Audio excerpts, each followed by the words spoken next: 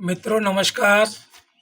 आज हम आपको मुस्लिम महिला को दिवंगत पति की संपत्ति में कितना हिस्सा मिलना चाहिए वह हम आपको बताएंगे। अभी हाल में माननीय सुप्रीम कोर्ट ने बॉम्बे हाई कोर्ट के निर्णय को बरकरार रखा, जिसमें सुप्रीम कोर्ट ने बॉम्बे हाई कोर्ट के निर्णय को बरकरार रखते हुए कहा कि एक मुस्लिम विधवा को अपने दिवंगत पति की संपत्ति में 3/4 हिस्सा देने से इनकार किया गया था। अदालत ने कहा कि बिना संतान वाली मुस्लिम पत्नी को केवल 1/4 हिस्से का अधिकार प्राप्त है।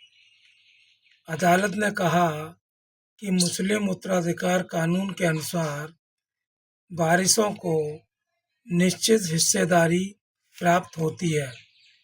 पत्नी एक शेयर के रूप में संपत्ति में 8वें हिस्से की हकदार होती है, परंतु जहां कोई संतान या पोता पोती ना हो वहां उसका हिस्सा बढ़कर 1/4 हो जाता है। सुप्रीम कोर्ट ने स्पष्ट किया कि इस्लामिक कानून में उत्तराधिकार पूर्व निर्धारित कुरानी हिस्सों पर आधारित है, जिससे वारिसों के बीच समानता और न्याय सुनिश्चित होता है और मनमानी की कोई गुंजाइश नहीं रहती। इस मामले में विधवा महिला की अपील बॉम्बे हाई कोर्ट के द्वारा खारिज करते हुए ऑनरेबल सुप्रीम कोर्ट ने कहा कि जिससे वारिसों के बीच समानता और न्याय सुनिश्चित होता है और मनमानी की कोई गुंजाइश नहीं रहती है। इस मामले में विधवा महिला की अपील खारिज करते हुए न्यायमूर्ति जी ने कहा और ये निर्णय लिया कि याचिकाकर्ता को इस्लामिक कानून के अनुसार विरासत का अधिकार है, लेकिन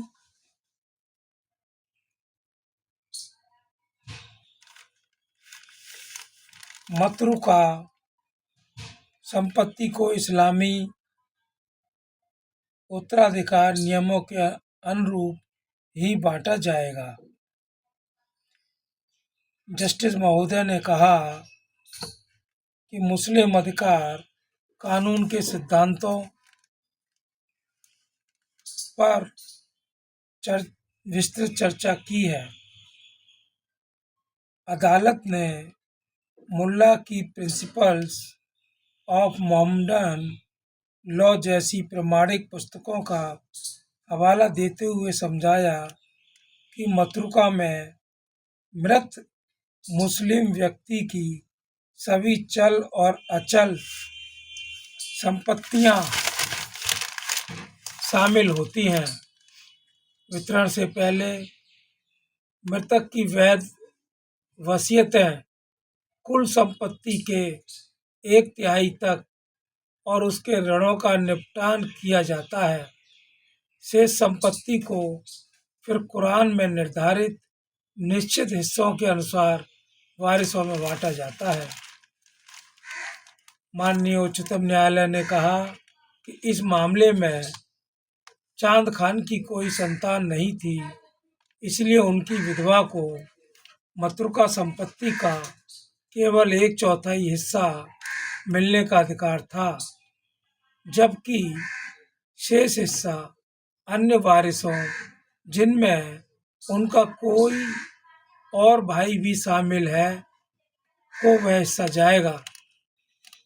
सुप्रीम कोर्ट ने सुनवाई करते हुए कहा कि मृतक के भाई द्वारा किए गए सेल एग्रीमेंट विक्रय अनुबंध से विधवा के उत्तराधिकार अधिकार खत्म नहीं हो सकते, क्योंकि ऐसा अनुबंध ना तो स्वामित्व का हस्तांतरण करता है और ना ही उसे समाप्त करता है। यह मामला हाल ही में एक मृतक की संपत्ति से संबंधित था, जिनका निधन बिना वसीयत और संतान के हुआ था। उनकी विधवा ने संपत्ति में 3/4 हिस्से का दावा किया, यह कहते हुए कि इस्लाम के अनुसार वह मुख्य उत्तराधिकारी है, जबकि उच्चतम न्यायालय ने बॉम्बे हाई कोर्ट के आदेश को बरकरार रखा और कहा कि बिना संतान वाली मुस्लिम पत्नी को केवल 1/4 हिस्से का अधिकार प्राप्त है। धन्यवाद जी।